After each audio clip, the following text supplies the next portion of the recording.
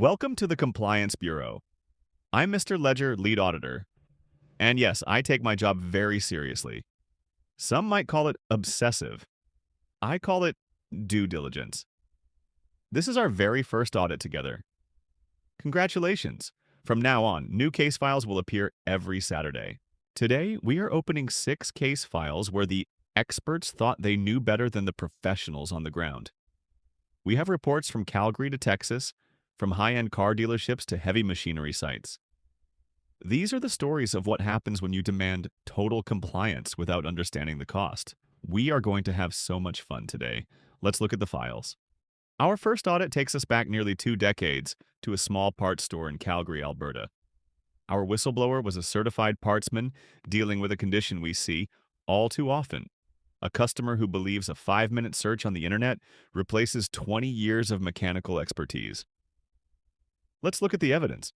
This happened about 17 to 18 years ago when I was working as a partsman at a small store in Calgary. I had a regular customer that drove me nuts. He would get ideas on what he wanted to do to modify his truck, buy some parts, and then return them when he got another idea on what he wanted to do instead. He was working on a mid-90s Ford F1 54x4 and wanted to swap to an 8-lug setup for bigger brakes. Now, I've done this swap on my own truck. I knew exactly what he needed, and I offered him professional advice on what he would actually need to do to make it safe and functional. But he'd read online that it was as simple as just buying the parts from an F250 and changing them over. I tried to explain to him why that wouldn't work. The geometry, the bolt patterns, the axle differences, but he snapped at me. He said I was wrong, that he knew what he was doing, and to just get him the parts that he asked for. By this time, I was just, okay, fine. I pulled the parts, but as I was ringing him up, I wrote a specific note on the invoice. Parts removed from the original wrapping are unreturnable. I made sure he saw it, and he signed the paperwork. He took his parts and tried to install them on his truck. And what do you know? They didn't fit.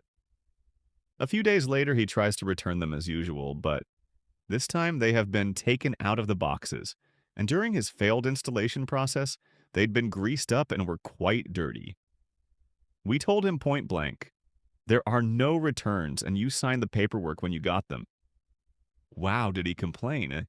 He started shouting that he buys all of his parts with us and spends hundreds of dollars at our store. That was technically true, but we pulled his file right then and there. After calculating all of his constant returns over the years, he had only spent a grand total of about $370 at the store. It sure was nice not to have him as a customer after that. Case File 1 is a textbook example of what happens when a customer values a forum post over 20 years of technical certification. In my experience at the Bureau, the buy and return cycle is usually the first red flag of an unstable operation. Our whistleblower handled this with professional precision. Get the signature, follow the policy, and let the customer find out that reality isn't open for negotiation. But sometimes it's not just an amateur mechanic looking for a shortcut.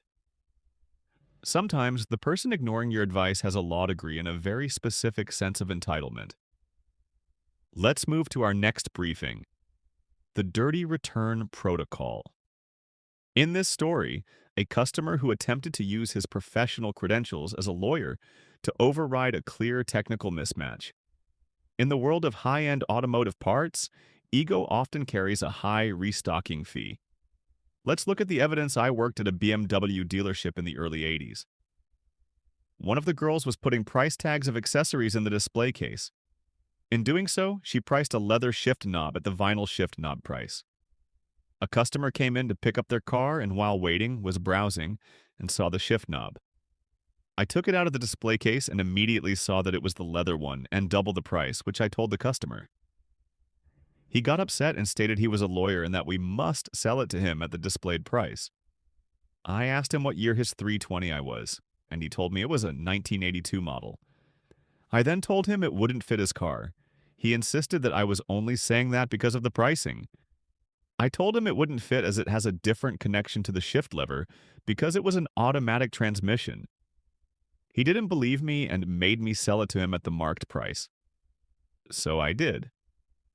He walked back in the door 15 minutes later and said, "You're right, it didn't fit," and he wanted to return it. I said, "No problem," and wrote up the return, minus 25% handling. I handed him his money and a return receipt. He saw the 25% handling fee and flipped out. I simply pointed to the big sign behind me and the bold red letters on his invoice that stated all returns were subject to a 25% handling fee and said, "You're the lawyer. You were told it wouldn't fit, and the sign and invoice are very clear about returns." He was so mad and went to find the owner. He came back to the parts counter all smug with the owner, and I told the owner exactly what happened. The owner, a man with a thick Brooklyn Italian accent, heard the story and told the guy to get the F out of my dealership and never come back. Good times. Hey guys, in this case, the subject successfully argued for a lower entry price, only to trigger a mandatory 25% penalty clause upon exit. He proved that while he understood the law of retail, he failed to account for the law of the dealership's owner. Compliance was met and the profit margin was protected. From the showroom to the gravel pit. Our next case involves a truck driver who thought his verbal demands could outweigh the literal capacity of an 11-ton loader. Let's move to case file 3, the tipping point. This audit examines the catastrophic failure of a middle manager to comprehend the laws of physics. When a site supervisor, a man who had never operated anything heavier than a desk lamp, decided his schedule was more important than the structural integrity of a 30-ton vehicle, the results were predictable. Let's look at the evidence. Back in the early 2000s, I was a heavy equipment operator working on a massive highway expansion. Our site supervisor, let's call him Steve, was a quintessential corporate climber. He'd never spent a day in the dirt, but he loved his spreadsheets. One rainy Tuesday, the ground was absolute mush. I was driving a massive articulated dump truck, carrying 30 tons of wet clay. I told Steve, "The dumping site is too soft. If I raise this bed, the truck is going to tip." Steve didn't even look up from his clipboard.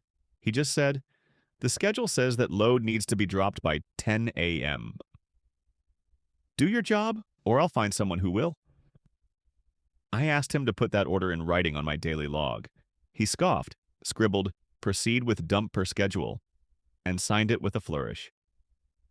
I drove to the edge of the soft fill, locked the diffs, and started the lift. As the bed reached its peak, the rear tires sank 6 inches into the muck. The center of gravity shifted, and the entire 30-ton machine slowly, gracefully, rolled onto its side. The frame twisted, the hydraulics snapped, and the cab was half buried in clay. I climbed out of the side window, unhurt but covered in dust. Steve came running over, screaming about the million-dollar mistake. I didn't say a word. I just handed him the logbook with his signature on it. The company's insurance refused to pay out because the supervisor had overridden a safety warning from a certified operator. Steve wasn't around for the Wednesday morning meeting. Malicious compliance achieved through the preservation of the written record. The subject prioritized the schedule over the safety protocol. By securing a signature, the operator successfully transferred the million-dollar liability directly to the individual responsible. Physics does not negotiate, neither does the Bureau. We move now from the dirt of the industrial site to the heat of the service industry. In case 004, we examine a site manager who mistook a title for talent. When a supervisor decides to disrupt a high-volume kitchen's workflow with orders that defy logic. Let's look at the evidence. So this happened years ago when I was in charge of a restaurant. Not part of a chain or anything. This was owned by a couple who had 2 restaurants, both different, and a bar in the lobby of a movie theater. We had quite the bussy, busy day, so one of the site managers, by lack of better word, the one supervising all 3 locations, came to help. That day, I ran the kitchen, ordering the boss's son around, and there were, I think, 5 people running service. This manager was appalled by what she perceived as chaos, but in reality was a well-functioning team, and decided to put down manager law. Started ordering me around, do this, go there, make sure that gets done now. At first I just ignored her until she made that impossible by standing right in front of me barking her next order. Game on! Every time she ordered me to do something, whatever I was doing got dropped and I jumped right to it. Grilling some burgers but ordered me to clean something up? Sure, right away. Charred burgers but clean workbench. Plating up but order me to run a few loads of dishes. Dishwasher was a no-show. Sure, cold food but some more clean dishes. It took almost a full hour for things to fall completely apart, and I mean completely. No food coming out of the kitchen, service grinding to a halt. Yes, she also completely fed that up. And said manager sitting in a corner crying. Took me about half an hour to get things back on track once I got the owner to remove the manager from the restaurant. The subject attempted to enforce order on a system she didn't understand, inadvertently becoming the primary bottleneck. By following her contradictory directives with 100% fidelity, our whistleblower demonstrated that a clean workbench is a poor substitute for a satisfied customer. Efficiency was sacrificed on the altar of authority. From the heat of the kitchen to the cold calculation of corporate metrics. Our next case proves that when you tie a worker's livelihood to a checklist, you shouldn't be surprised when they follow that checklist to the point of financial ruin. Let's move to case file 005, the Midnight Grill. Years ago, I worked at a major convenience store. Our raises and bonuses were determined by mystery shoppers. If you scored poorly, no raise for you. My store was in Texas, and we got a lot of cold, humid weather that would make your fingers fat and slow. I worked the overnight shift, 10 p.m. to 6 a.m., usually alone. The evaluation included things like hot, fresh coffee and roller grill full. During those hours, you have to balance availability against waste. Store policy was to minimize waste, so I'd keep the grill at 25% capacity because we only had maybe 3 customers between midnight and 4 a.m. After missing 2 raises because I followed store policy instead of the full grill metric, I spoke to my boss. He told me, just make sure you get full points on every line. That is your only job. Okay, malicious compliance. For the next 2 weeks, I made fresh coffee and fully stocked the grill at 10 p.m. Every slot had a hot dog, a taquito, or a sausage. At midnight, when nothing had sold, I'd dump it all in the trash and restock with fresh ones to ensure the freshness metric. At 4 a.m., I'd dump it and restock a third time. I was wasting about $100 of food every single night. The boss finally called me in after seeing the inventory loss. He begged me to stop wasting the food and gave me the raise on the spot, as long as I promised to keep the rest of the store at 10 out of 10. Too bad he didn't notice until it cost the store about $1,400 in 2 weeks. Audit closed. Here the subject successfully navigated a flawed incentive structure.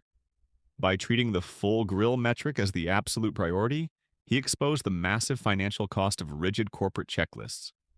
The store paid $1,400 for the privilege of seeing a full grill that no one was there to eat. From the convenience store to the research facility, our final case for today involves an administrator who believed that changing a deadline could magically accelerate the laws of science. Let's move to our final briefing, case file 006, the 11 o'clock void. Let's get to the case. So I work in a science lab, and normally we write up our results for the day around 2 p.m. When all of the testing is done, we leave at 3:30. The boss's boss, being mostly admin and managerial, works 9 to 5. The boss's boss wants this report magically, earlier in the day before we're done with all of our testing. He walks into the lab holding one of the reports. This is paraphrased. I need this earlier. You guys are always giving it to me after the day is already over and I can't make any changes. I need to know what's going on sooner rather than later to make adjustments. 11 would be much better. I try explaining the report's done at 2 because that's when all of the numbers are in. If I do it earlier, it won't be complete. He says back what will be missing. This and this, I point to the sections. He says, oh, those aren't important. We don't make changes based on those. So I ask him to send me an email as a reminder to me and the rest of the lab as well so they can make this change. Will do. He walks back down to his office and sends it. I'm floored. So I ask my direct boss and she smiles too, knowing what would happen. For the full month we comply, but we leave 2 uninteresting numbers off the daily report every day, Simply because the numbers aren't in yet, the testing hasn't been done, everyone in the lab is on board with this. So the end of the month comes around, and the boss is looking to print out his monthly compliance report, and he has a big empty section for 2 pages. He can't figure it out. All of us have left by 3:30, and what should be a simple 5-minute print and hole punch job he does at the end of every month, he has to go find where 2 points of data are kept. Boss's boss was stuck staying late on the last day of the month to get the report in.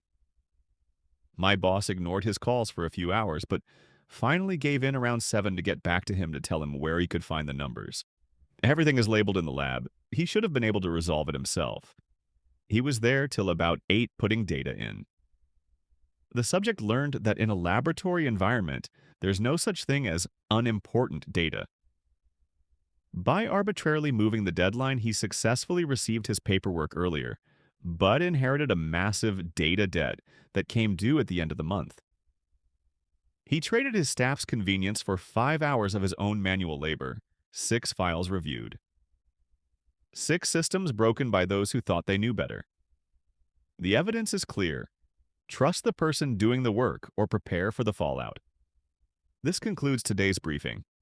However, Bureau protocols require me to solicit your engagement. If this data has been satisfactory, please apply a like to this file, subscribe to the Bureau's database, and leave your comment. I am told it feeds the algorithm, and the algorithm is my only friend. The Bureau is also looking for fresh evidence.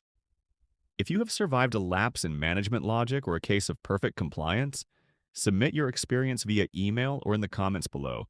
Your story may be selected for a formal audit in a future briefing. A seasonal notation. Merry Christmas to all compliant citizens. I must also apologize for my current vocal synthesis. I am aware I sound like a toaster with a philosophy degree. Rest assured, a biological voice is in the works. I may even be persuaded to get out of my shell and show you my true form if our subscriber count reaches the next milestone. Until then, stay compliant or become a case file.